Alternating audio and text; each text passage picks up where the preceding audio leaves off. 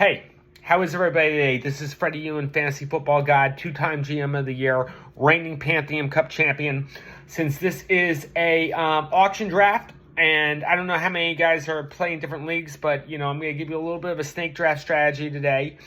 The snake draft strategy, it's a much different year this year. In the past years, we've seen running backs really at the top of the first round, and this year it's like the complete opposite. It's wide receivers that are completely up at the top first round. So I really think that the strategy that you need to use in a snake draft almost is using the no running back strategy.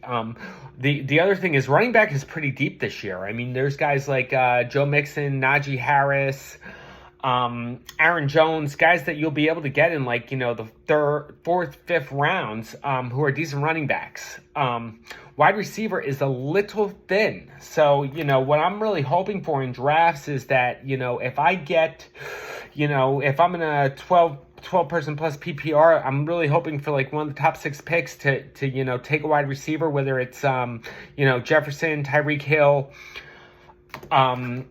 Chase, Diggs is up there, Kupp is up there, even though he's not a wide receiver, Travis Kelce is up there, and really kind of stay away from the running backs. CMC's going to, probably have a great year in the Shanahan offense, but the other thing is, when Eli Mitchell is healthy too last year, he did not post great numbers. Eckler is the other run. Those are really the top 2 running backs, but, I'm really trying to, stay away from those running backs because A, it's just such a volatile position, and B, like I said before, running backs are deep. I mean, you got to get these wide receivers quick because you're going to see in the later rounds of the draft, once you get to the 6th, 7th, and 8th rounds that, wide receivers are pretty scarce, and you'll be able to pick up, some decent starting running backs, not some superstar studs, but, you'll be able to really supply the chain of running backs there where you won't in wide receiver. It's such a different year.